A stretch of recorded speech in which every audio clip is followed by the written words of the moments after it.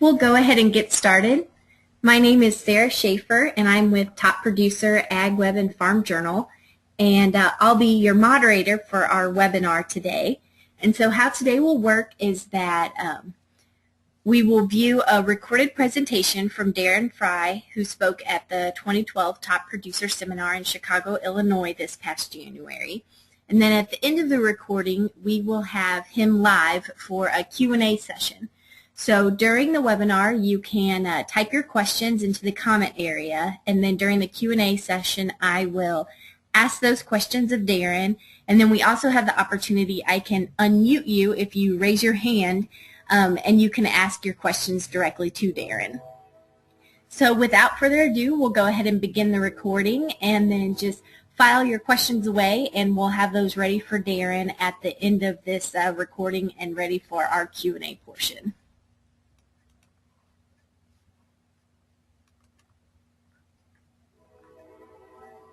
Start telling you a little bit about my background and how I got to where I am at Water Street. If any of you are familiar with Peoria, you know that the Illinois River runs through there. It runs down the east side of the city and then underneath the south edge of the city. And I grew up just on the northwest edge of Peoria County, Peoria proper. And we did a lot of different things on our farm. We were in production ag. We had corn and soybeans.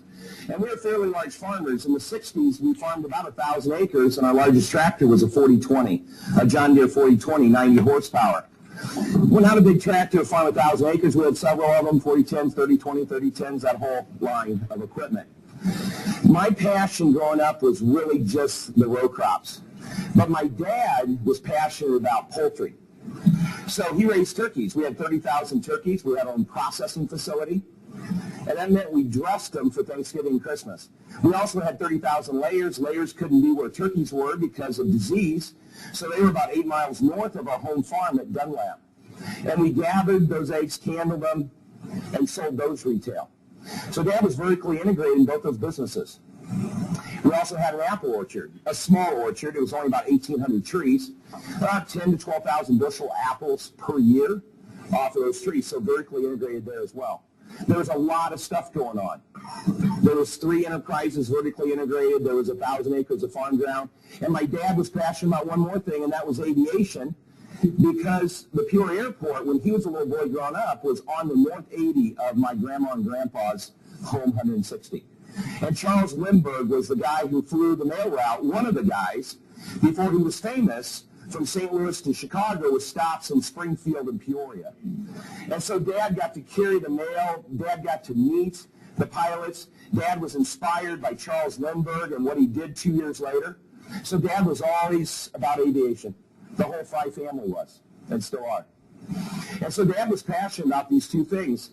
The one thing I would instruct everybody to consider is don't make your son or the next generation stay in farming because it's your passion, it's not theirs. You have to make sure you instill in your kids, that next generation, that they must be passionate about what they're about to undertake. Because this is a big undertaking. This generational change is a big deal, bigger than it's ever been because of what's at risk, because of how big this thing is, because of the world volatility, because of globalization, because of all the factors that are so different from 30 years ago. And so passion is important. My passion wasn't all those other things that Dad did.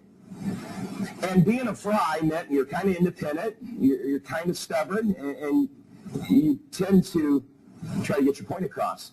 And so for 5 years after coming out of school, Dad and I had that conversation every week.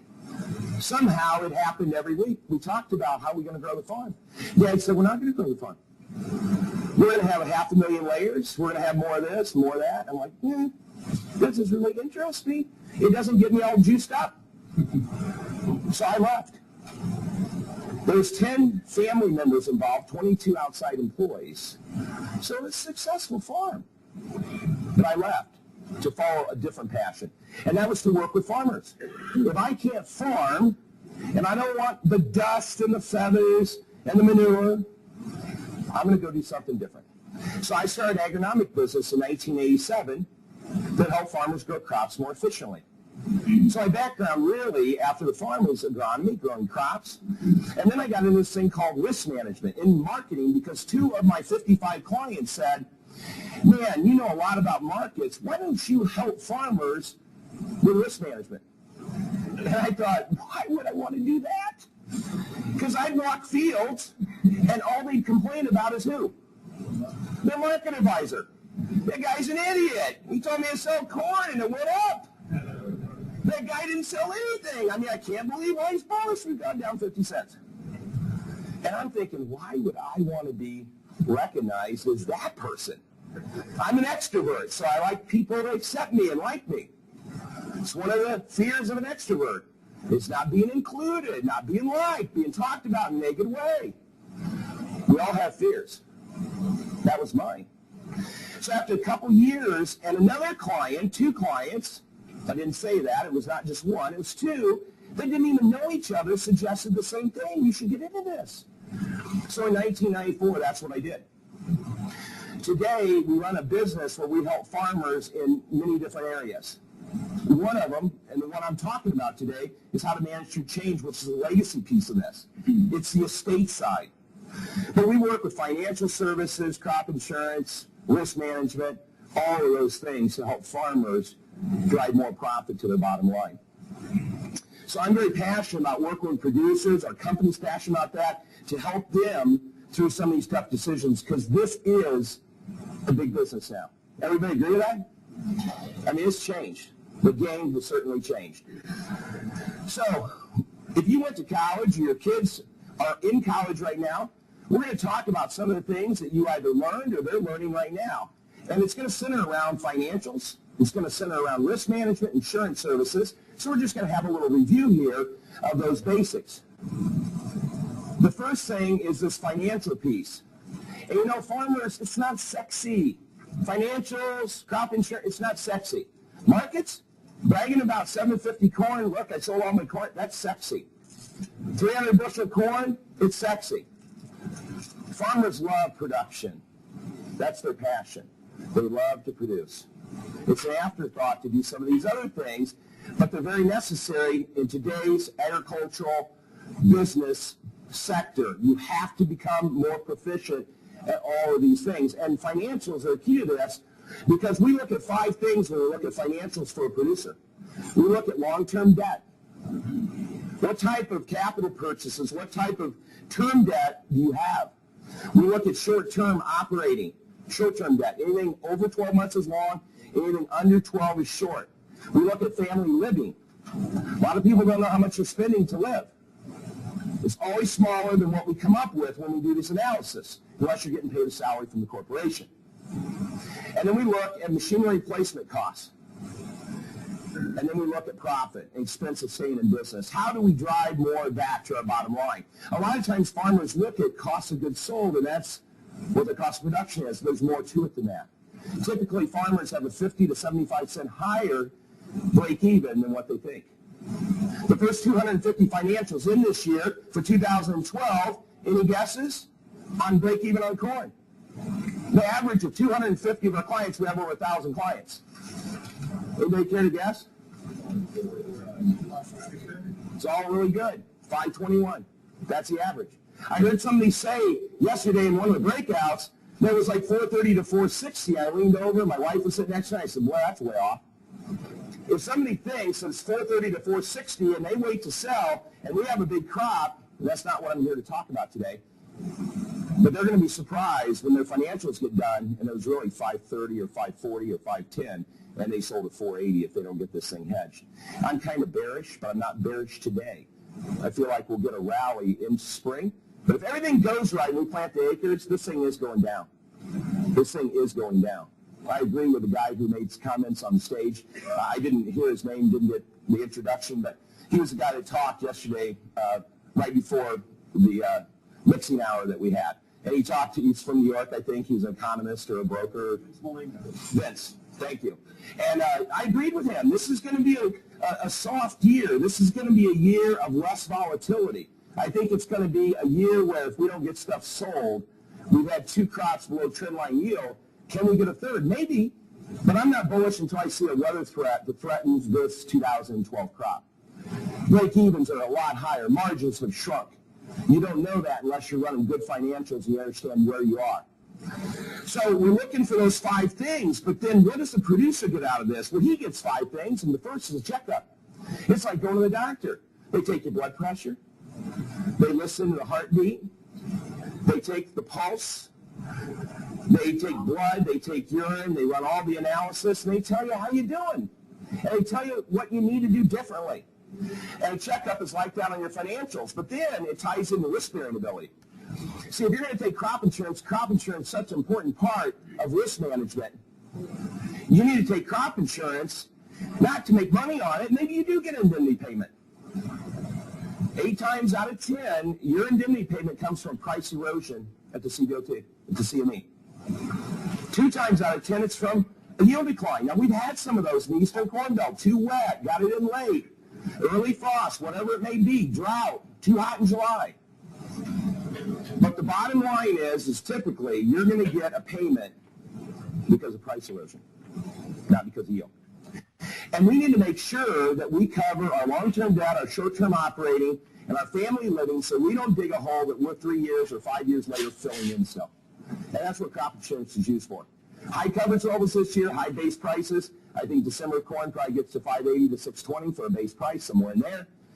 I'm not negative on corn the next month, and after that, if the base price is there, the acres are there, and we see the ratio, and the corn gets planted, the corn-bean ratio unbearish. Risk-bearing ability is important to understand. Then you have to understand your break-even. Where do you need to be selling? And just because you can sell at a profit doesn't mean you sell it. 2010 is a perfect example of that. You could sell at a profit, and that was fine. It was a bearish year until the crop wasn't there because of all the May and June rain that got rid of the nitrogen.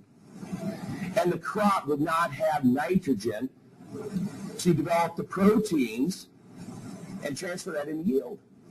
And so we had a crop problem in 2010. Later 111, but 10 caught everybody because we're sitting there at $3.50 to $4 corn, and if you didn't re-own it, you got left at the train station when the train pulled out. Bottom line. Hardest thing for a farmer to do is go back and re-own what he sold. A sale is a sale is a sale. I do not agree with that statement, by the way. There's a lot of things in our lives that we could go back. If we could go back, we'd change.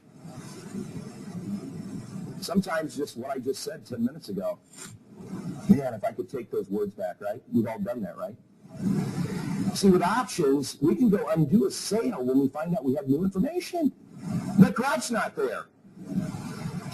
So break-evens are a funny thing because they're based on a 5-year average. And if your yield's not there, the break-even just went where?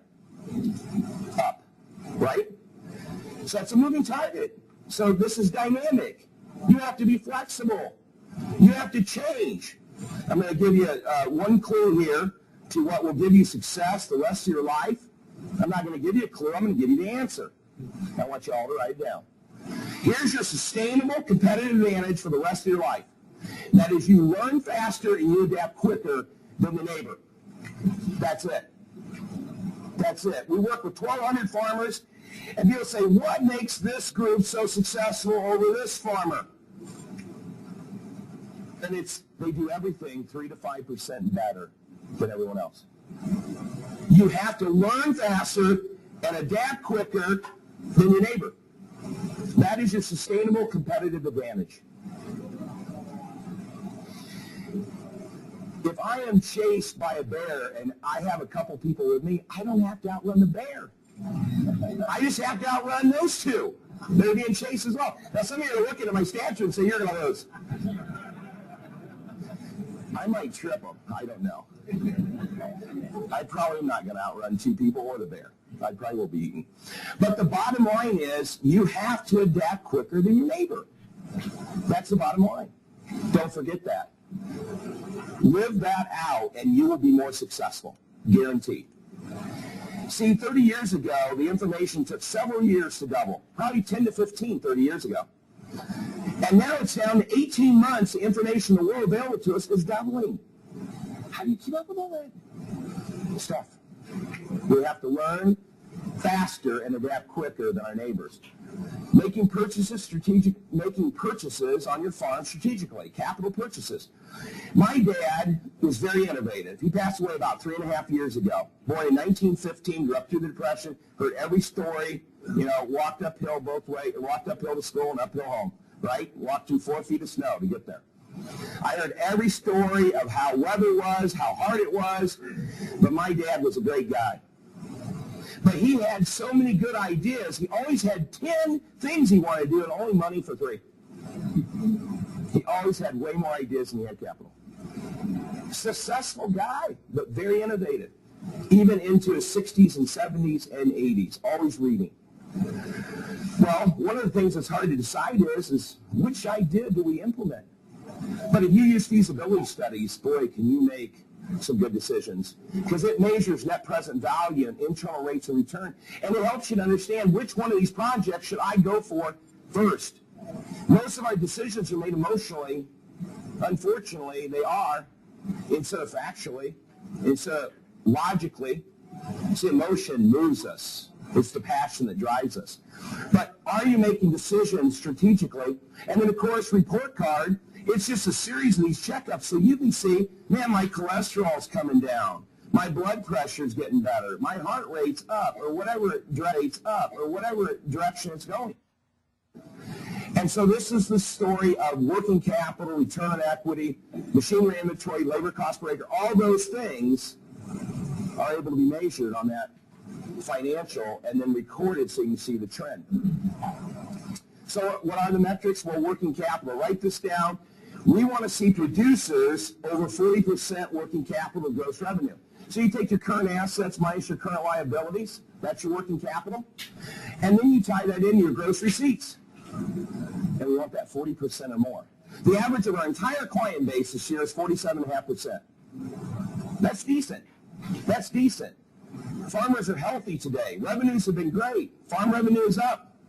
Maybe it could have been better with better marketing. Maybe it could have been better with better crop insurance. But as a whole, we're doing better than we've ever done in agriculture. It is the bright spot, and it's going to stay good. That doesn't mean we're not going to have some trouble and some struggles and some margin shrinking, but it's going to stay good. This world is growing. They have to eat. Now, we got some challenges in front of us as a country and as a world, but ag is the bright spot. Working capital must stay strong. It makes you independent. It keeps you making decisions and not having to ask permission from the banker. Working capital is the key to business. Cash, cash, cash. It'll tell you machinery inventory per acre. It'll tell you return on assets. It'll tell you return on equity. It'll tell you a lot of things, and these are important numbers. I'm not worried so much about return on assets or return on equity unless you're getting ready to retire. I look more at how much are you making per acre. What is that goal? Because the asset base is growing because of land prices, right? And that means your return might be shrinking because are you working off of fair market value? You're working off of purchase price plus improvements basis. But these are some key metrics that you can get out of your financials. And we learned this stuff in school. We should have had some training on this, and if not, there's places where we can get that. But financials are key because it helps us understand, are we doing the right things for the enterprise? The enterprise includes everyone. It includes landlords, it includes partners, it includes every vendor and every supplier. Are we making good decisions that are affecting us in a positive way that are giving everybody more opportunity around us? And so financials do that. We can understand what disciplines are working, what disciplines should be done away with. It does help to communicate with the partners. You know, everybody wants to measure, I sold my corn at 750. Well, Michael Jackson's only been gone a couple years, 2.5 years now. And, you know, I wasn't a big fan of that guy, but, you know, I like some of the music. It's catchy, trendy. But here's the deal. This guy was a multimillionaire. I don't know, one time his net worth might have been 5, 6, 700 million. The guy died broke. He has the same spending problem our government has. He took in 40 million, spent 70. And you think, how can anybody make 40 million and blow 70? Can't you curb that back a little every year? This guy. But isn't that where we are in America? People have spent beyond what they can afford. That instant gratification, they can't delay it. They have to go out and spend it. We see that with lottery winners. We see that with athletes. But the bottom line is it doesn't matter what we sell our corn for if we spend too much money on machinery. Now, I'm not against machinery, by the way, so I don't want any nasty emails. But the bottom line is we got to manage our resources, and our best resource to drive our business is cash, financial health. And this is how we communicate. This is how we know if we're doing good. This is how every decision, small or large, is measured on your financials. Did that work? Well, we're farther ahead. The financials are growing. My working capital's better. My equity is increasing. My net worth is growing. This is where everything's measured. Not 750 corn, not 300 bushel. All that's important, don't get me wrong. We want to sell it for the highest price and produce the most. And we don't want to make any mistakes there, but the bottom line is this should be driving our thought process and communicating to others. It just helps you build better disciplines. It gets you focused on long term. It gets you focused on transition. It gets you focused bringing the next generation in and helping them understand what's important to drive this business forward. Financials are the key to this. We have to learn all the tools, but that is the cornerstone. So as we look at managing risk, all these things are up here that we think about, that we worry about, that keeps us up at night. Now maybe interest rates aren't at the top of that fear list right now, and they're not going to be for a while.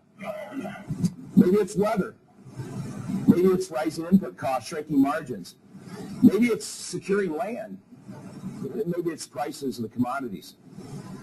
You know, the one thing that, is never mentioned when people are buying expensive land, and I think long-term land is going to be a good value. I don't think this is a repeat of the 80s. People are putting a lot of cash down. Now, I wouldn't suggest somebody go out and bid up $14,000 land later on this afternoon and buy some more, okay? I think we're at a little bit of a bubble here. That scares me a little bit. But if you got the cash and it's long-term and you're building a farm and you're building a legacy, it's going to be worth more than that in 30 years. Land is never a good deal the day you buy it. It's 10 years later, 20 years later, everybody says, why didn't you buy more? Because that was going out on a limb back then, right? But here's the thing. It's the only way to hedge your land costs. And nobody ever talks about it. Everybody just talks about 10 or 12 grand, and look, you're not investors. You're not going to sell that stuff. This land went to $30,000, you just paid $12,000. Nobody sells the darn stuff. You're going to farm it. It's a way to hedge land costs. Because, I don't know, you tell me, does cash rent go up? Is it higher than it was 30 years ago?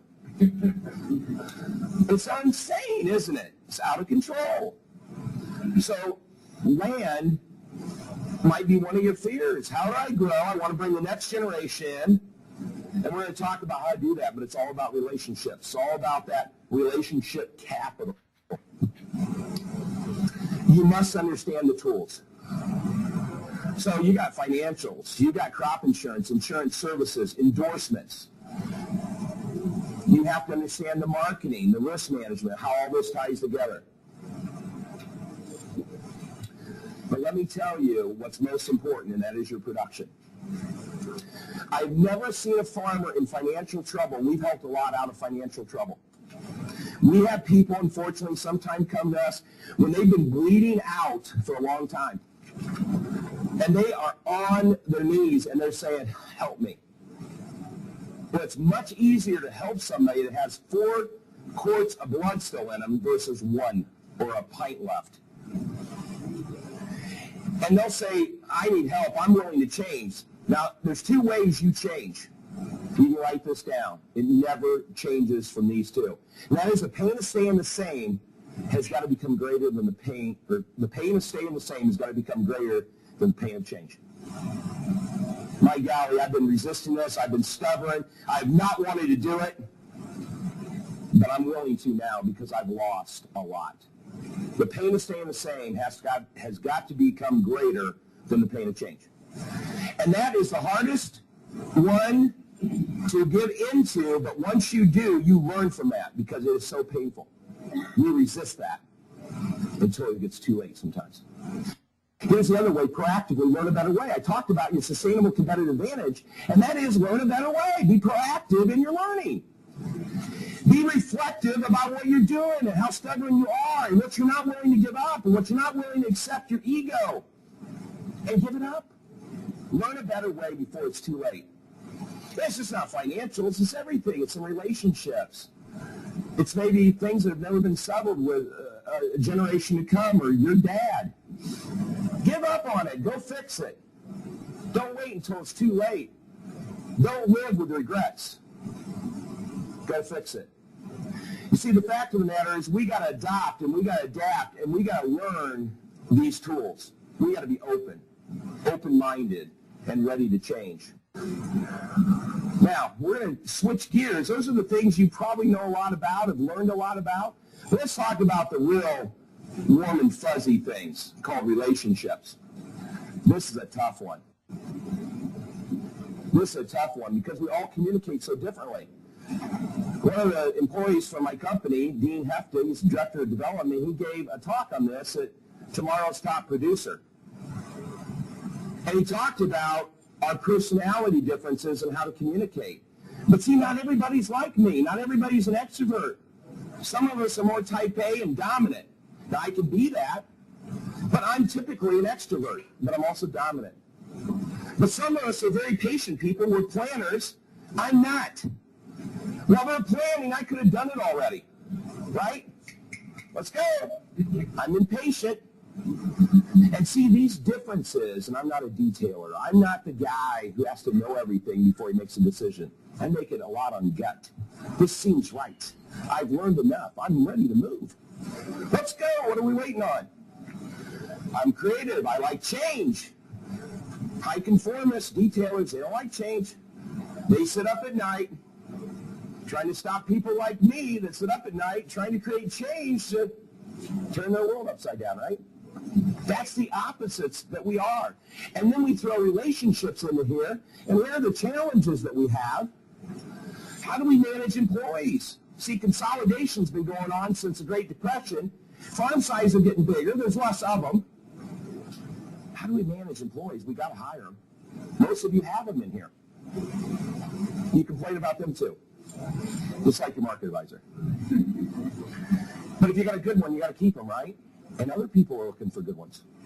But how do we manage these? How do we invest in them? How do we develop them? How do we work with suppliers? How do we get the most out of those guys? Consultants, vendors, whoever we work with. What about landlords?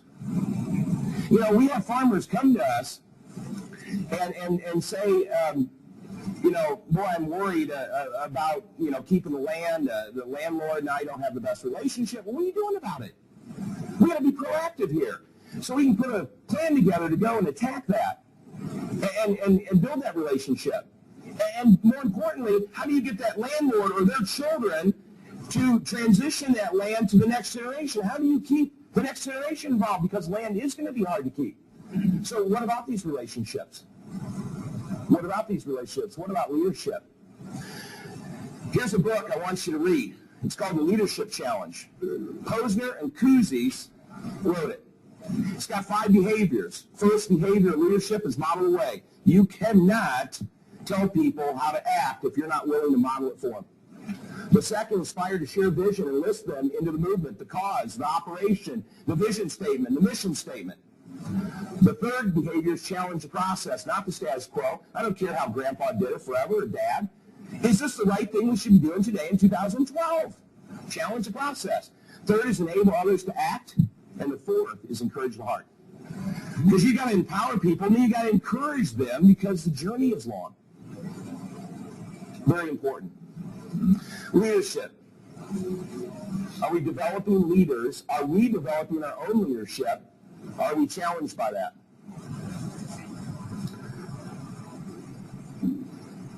The common theme here in relationships is communication first. It's probably the thing that people struggle with the most. When there's a problem, when there's a burr under their saddle, they typically don't go and take care of the problem.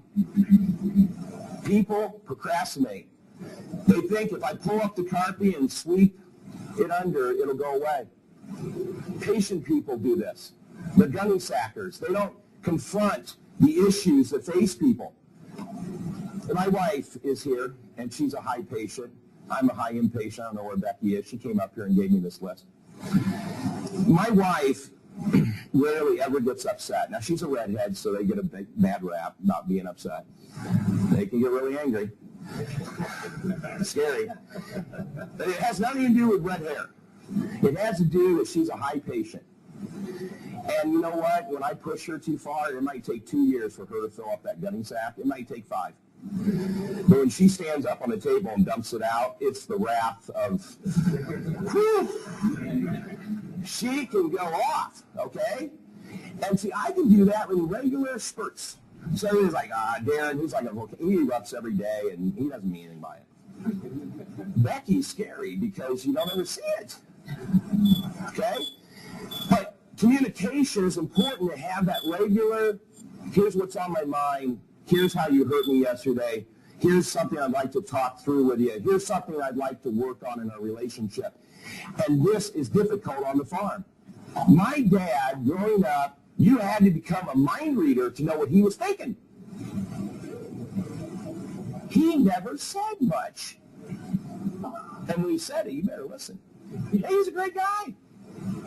But his dad didn't talk much.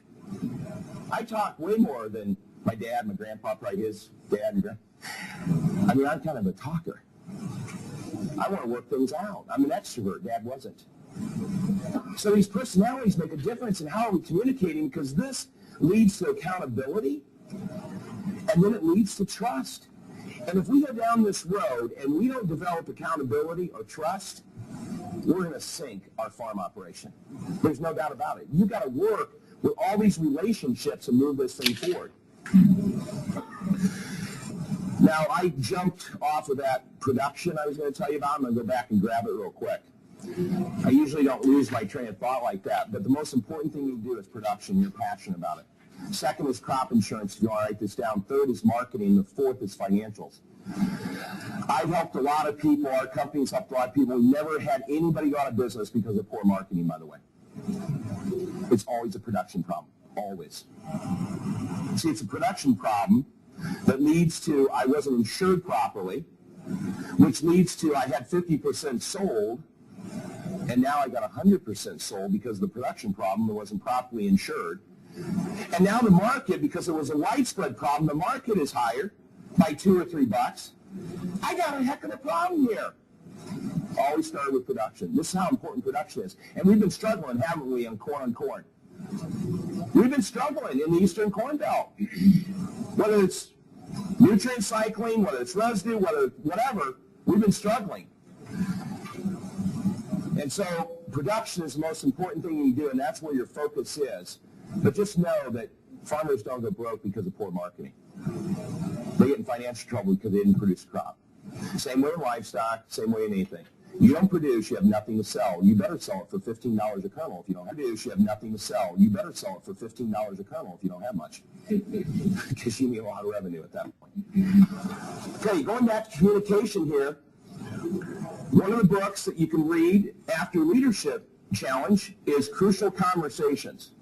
Kerry Patterson wrote that along with 3 other authors, Al Schwitzler and McMillan and one other. But you can get that, but it's a great book on how to keep communication and building the shared pool of meaning when stakes are high. And you know, when we talk about legacy and transferring, there's no more emotional conversations take place than that. I mean, farmers cry. There's tissue boxes out on the table. Men that hardly show emotion break down when they talk about this. That doesn't happen every call, but you can have, you know, once 1 or 2 people start crying, you can have 3 or 4. Because it's never been talked about. It's just been suppressed and swept under the carpeting. A lot of times there's 3 generations in the room. It's the first time they're really sharing how they feel. This communication piece is so important. But how do we do this with landlords? How do we do this with vendors, with employees? Well, we got to praise, we got to critique, but we also got to help people understand what they're doing right. That encourages the heart, the 5th part of that behavior. That fifth behavior and leadership challenge is so hard for us as farmers. It's hard for me. My dad gave out no compliments. He told you what you were doing wrong. Bottom line. If he didn't say anything, you knew you reached perfection.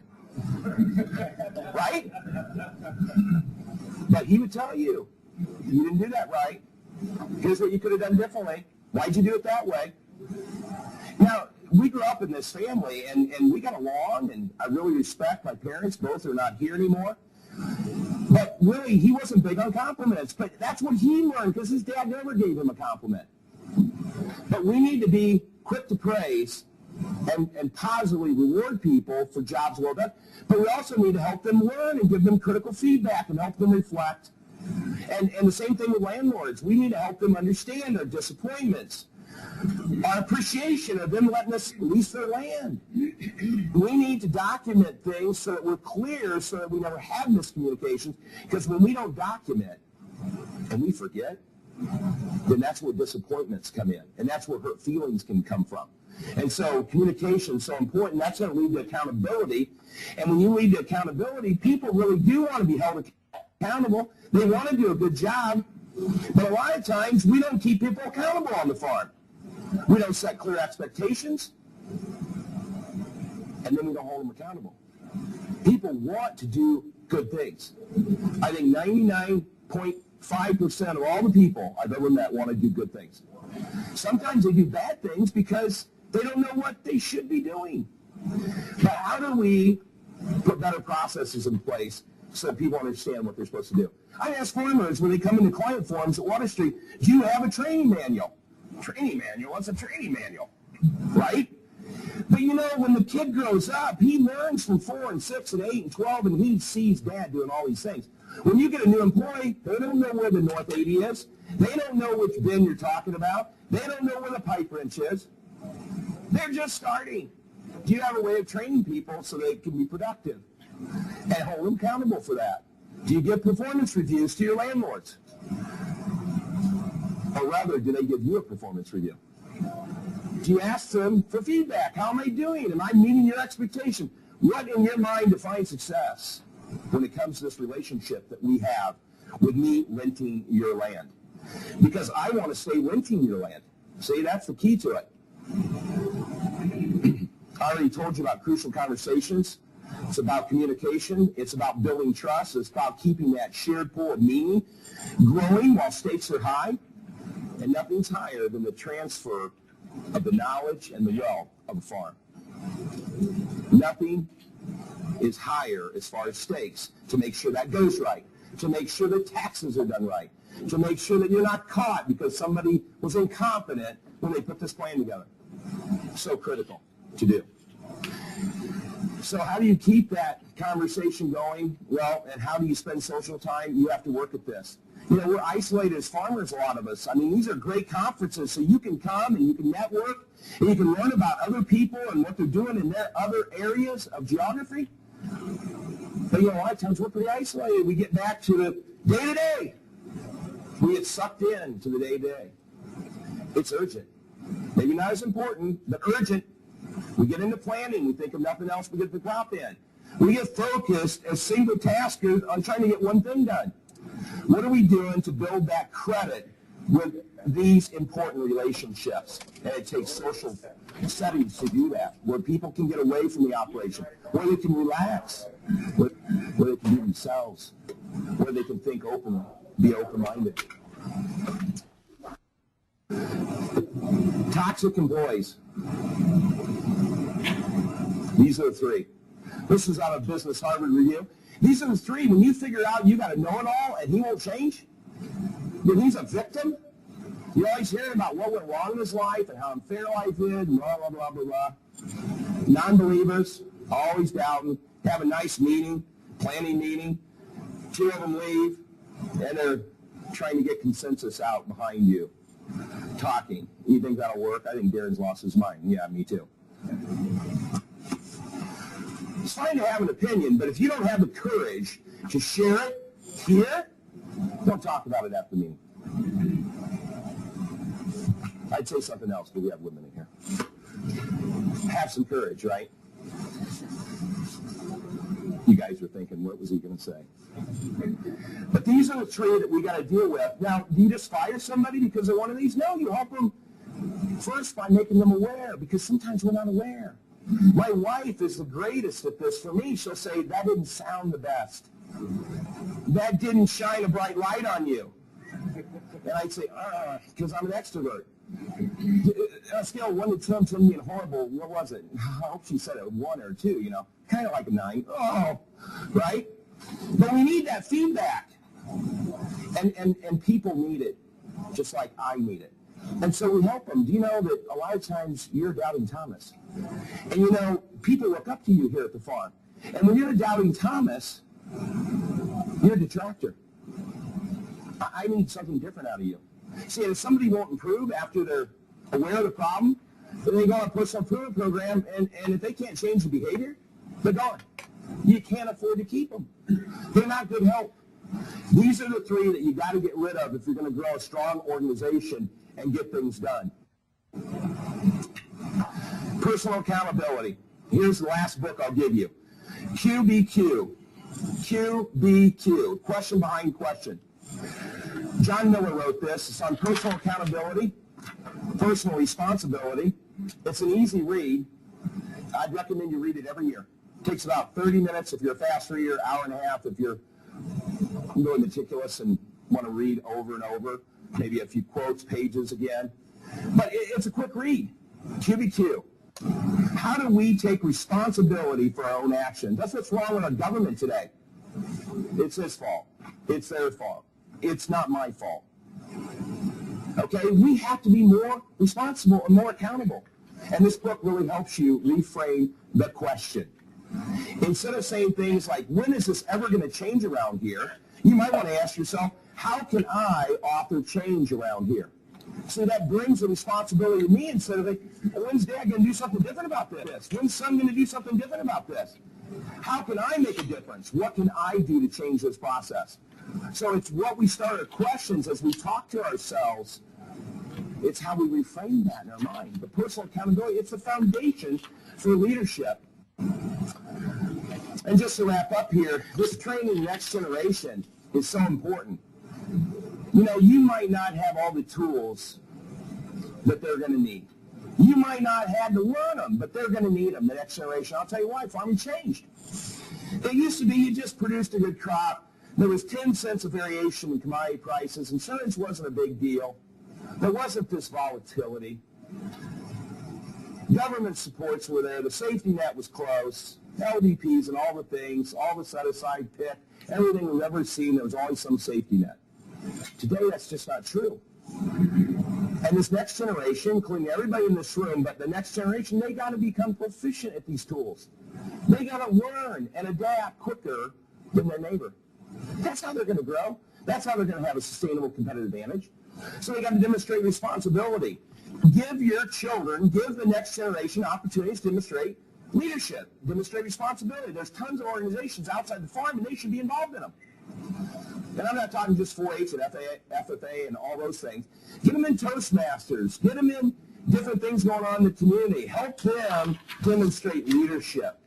Get them exposed to all kinds of different things where they can learn and grow. Very important. Delegate. Boy, the hardest thing to do is give something over. I mean, I have fought this all my life. Because here's the deal. Here's my first thought. This will take me 5 minutes to do, but if I have to explain it, that'll take 10 minutes. They're probably going to screw it up. I'm going to have to come back and fix it anyway. I might as well just do it. And so it's hard to delegate. It's hard to trust someone else, but we must. Communicate respectfully. That's both ways. Especially parents are parents, and kids have to honor them. That's tough. We don't see that being done.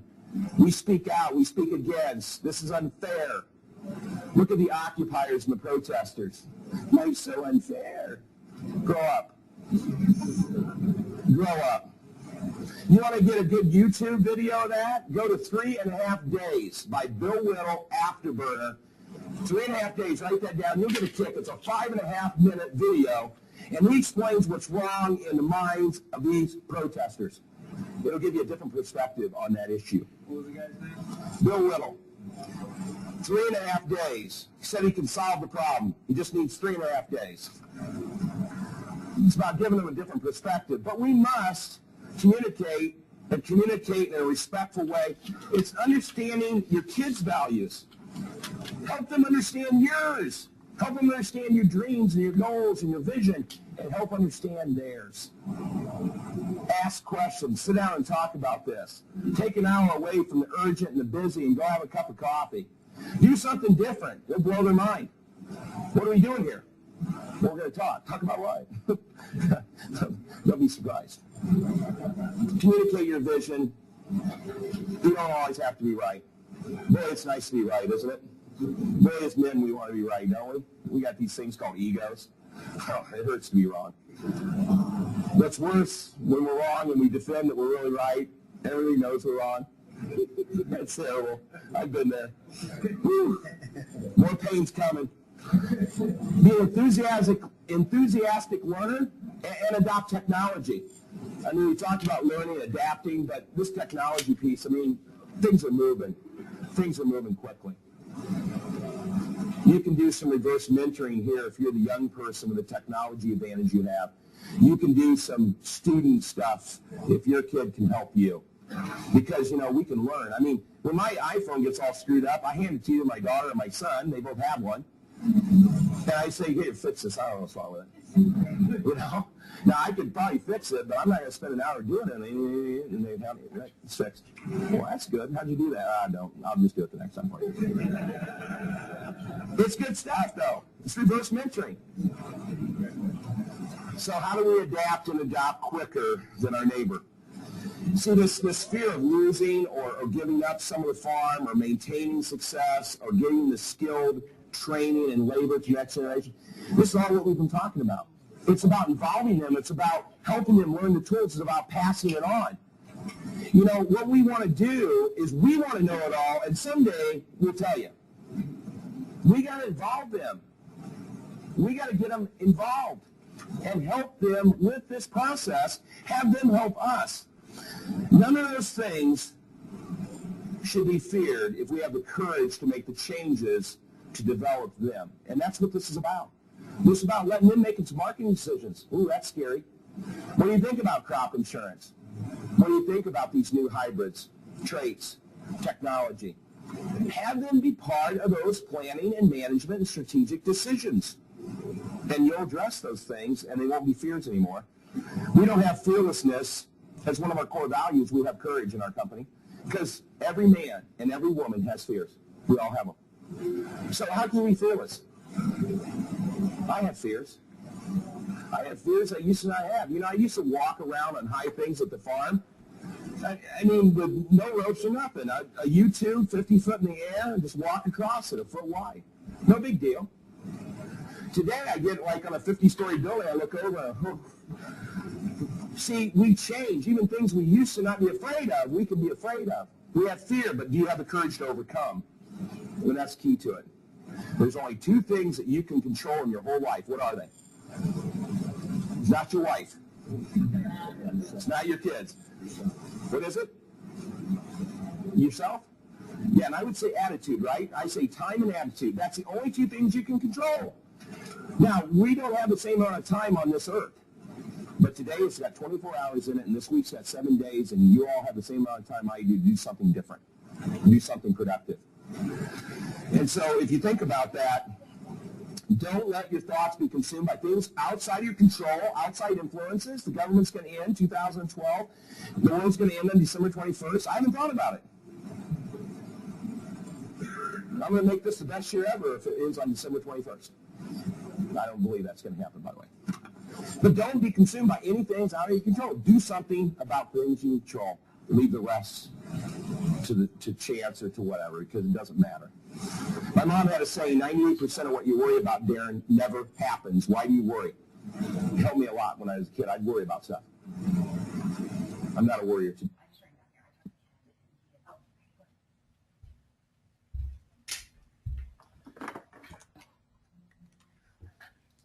All right, well, that concludes the recorded portion of our broadcast today.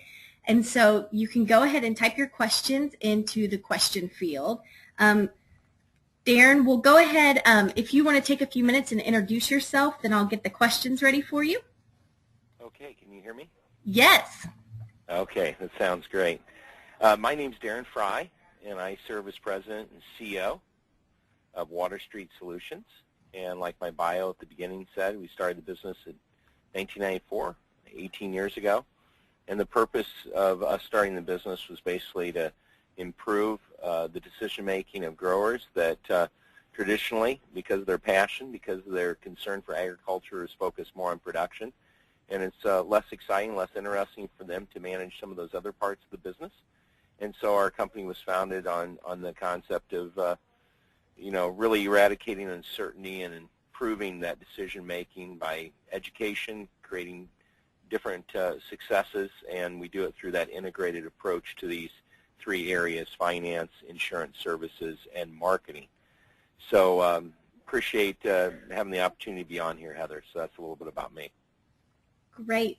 All right. Well, our first question that we have is, how do you improve communication within those who are involved with your operation? So that's talking about the farm itself and, your employees and the people there? Yeah, employees and anyone who may be involved with your operation.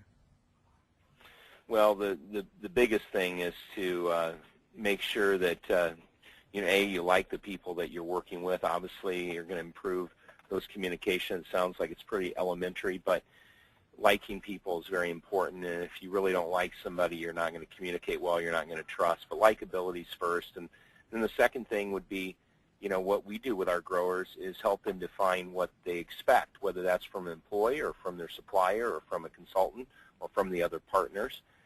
Laying out clear expectations is so important, because then people can follow through on those. And so, expectations is where that begins. And then weekly meetings, you have to give things time, and relationships are like that, but also if we're going to improve communication, we have to spend time with each other. And that's where the likability comes in. If we don't like someone, we're probably not going to choose to spend much time with them. The relationship isn't very good. The trust erodes. The communication completely shuts down. And so I think, growing up on a farm and having 10 family members involved and 22 employees in our operation where I grew up, you spent so much time with these folks that you didn't think you needed to spend time socially or maybe away from the farm, but I would encourage that too, because as you work with people and you get away from the daily grind, you can get to know them and know a little bit more about them and understand what drives them.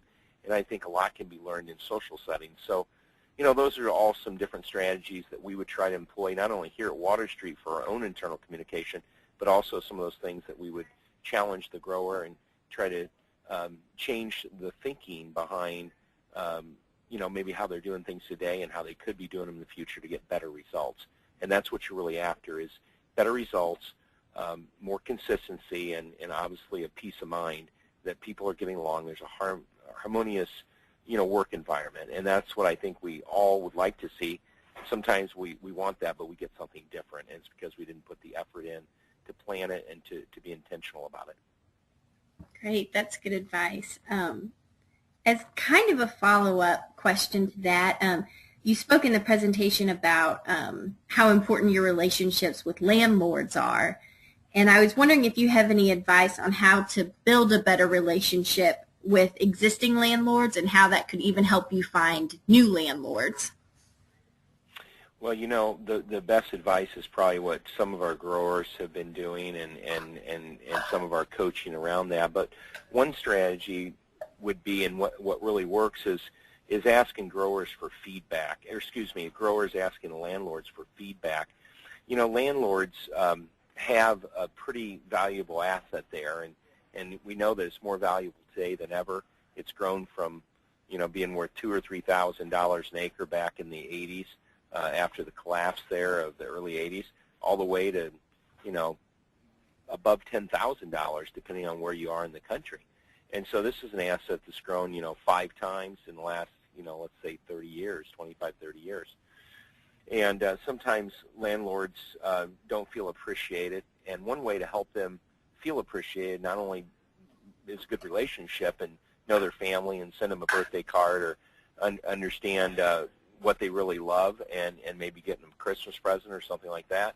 So there's those little things that we do for friends, that we do for family, but they're an important part of our business, and it's important that we keep that secured. And another way is just to ask them for feedback. So how am I doing? Is there anything I could be doing differently on your farm? Is there anything you'd like me to do, stop doing, start doing? And so here's the 3 questions that really go a long way in a survey, and that is, Mr. Landlord, what would you like me to stop doing?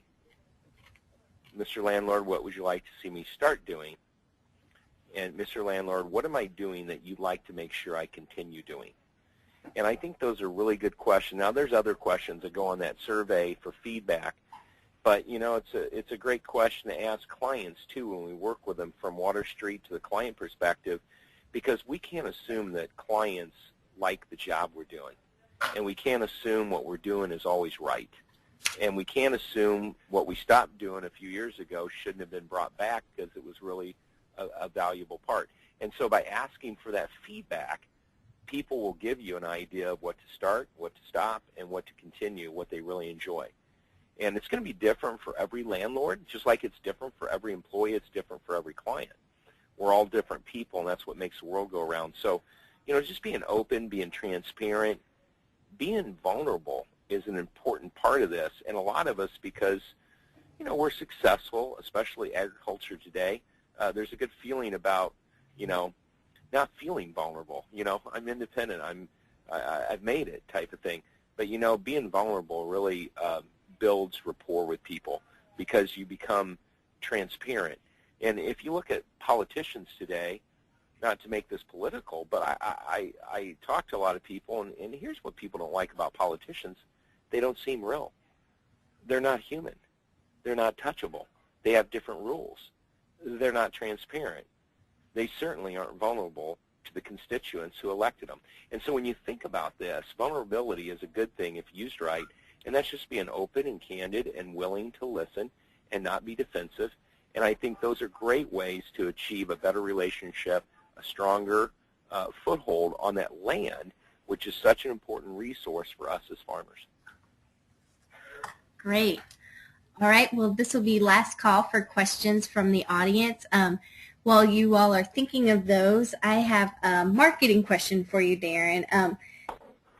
Right now, we can all agree that times have been pretty good for farmers. It's been a really profitable time.